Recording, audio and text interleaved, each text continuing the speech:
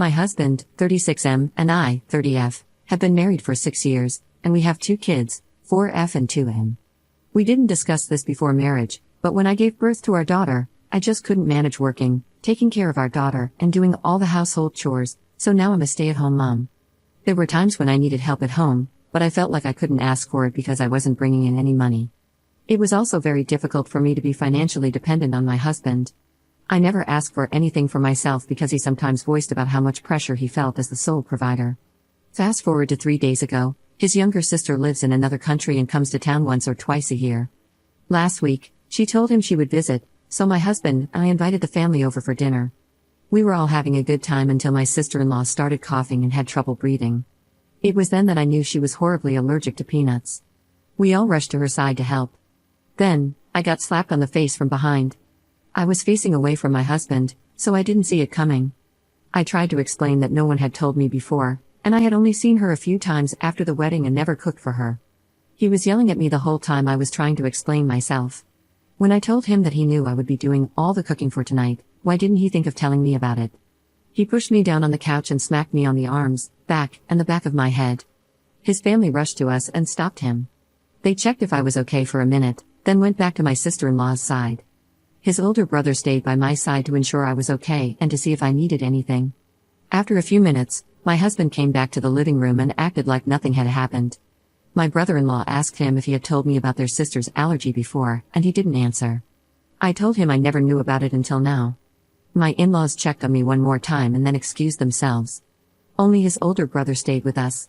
He asked me if it was the first time my husband had laid his hands on me. I couldn't answer with my husband sitting across from us. He suggested we take some time to process and think about what had just happened. I left that night with my brother-in-law and took my kids with me. I'm still with him and his wife, as my family lives in another country, and they wouldn't approve of my situation to begin with. Both my brother-in-law and his wife suggest I stay until my husband realizes what he really did. My husband did apologize but said he panicked and was scared for his little sister, as they are very close, and growing up, he was like a father to her.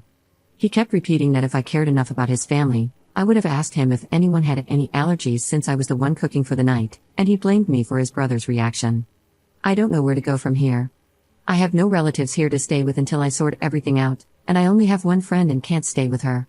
I grew up in a house where being grabbed by the face or arm was normal, but what happened that night was a little too much. I want my kids, and I don't want to lose them over my decision. My husband suggested couples therapy yesterday. I'm thinking about getting a divorce, or should I just let it slide and start therapy? I really have to think about it all because I know my family won't support me with my decision, and I will be on my own. Edit. My sister-in-law is okay. She's not angry with me for what happened. She even texted twice to check on me and the kids and apologize for not mentioning her allergy before. His family has always been good to me. Update 1. I was hesitant about posting on Reddit at first, but I decided to give as many details as possible and put myself out there to get outside insight and to determine if I'm to blame for what happened to my sister-in-law. Up until my post got a few comments, I was still sure it was somehow my fault, but I'm glad I posted about it here. Most of you suggested I stay with my brother-in-law, but I couldn't bring myself to ask him for more help.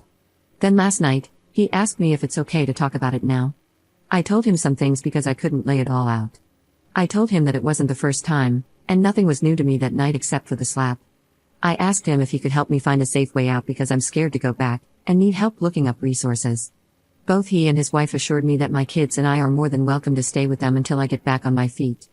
They made it clear that they're willing to help us in any way possible. My brother-in-law said I have the right to decide what to do about it and that he could even drive me to report my husband if that's what I want, but just don't get him involved.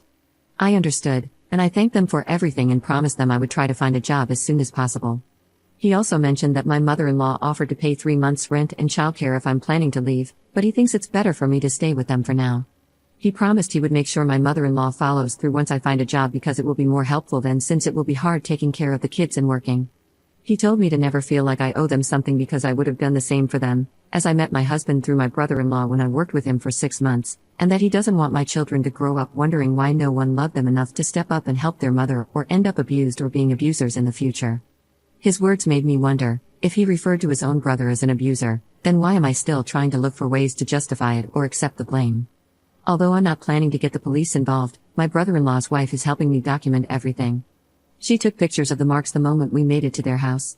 She's also helping me get him to admit to everything that happened that night and before. To this moment, I have 2 texts and 1 recorded call, along with other pictures I took before. I don't know why I ever took them because I never planned on doing anything. She said even if I'm not planning to press charges now, I should document everything just in case for later, and citing safety would be enough reason for my delay. As for my family, I called my parents this morning, and they weren't happy with what I told them. It's nothing I didn't expect. I knew they would not take a divorced daughter with 2 kids in. My cousin called me later and was so sad to hear about my situation and promised to send me some money to help. I'm not gonna lie, I never asked for help before, but when she offered, I found myself ready to accept. I really want to make things work for my kids. I don't want to lose them. By the way, both my brother-in-law and his wife, on top of letting me stay with them without any financial contribution, do things. If I cook, my brother-in-law or his wife do the dishes, even though they both work. Yesterday, I only did the laundry and some cleaning around the house, and they insisted I do nothing for dinner. While I'm glad to have some time to rest throughout the day, I can't shake the feeling that I should do more since I'm not paying for anything. I also want to mention that I'm planning to see a lawyer this week to understand my options and start the divorce process. I'm hoping this will help me take the right steps to ensure the safety and well-being of my kids. I'm also planning to start looking for a job this week, but I need to get my documents first. I'm beyond thankful for everything my in-laws are doing for me, but I'm still scared, and I don't know what I'm even scared of precisely now that I decided I won't go back to him. But yesterday, I couldn't close my eyes and get some sleep. Whenever I close them, I imagine my kids getting hurt. And if I'm being honest, I still feel like at some point I will mess everything up, but I hope I don't. Thank you for taking the time to read my post and all the advice you gave me. Edit. I'm sorry, I just realized I've been referring to him as my husband instead of soon-to-be ex-husband. I'm still adjusting.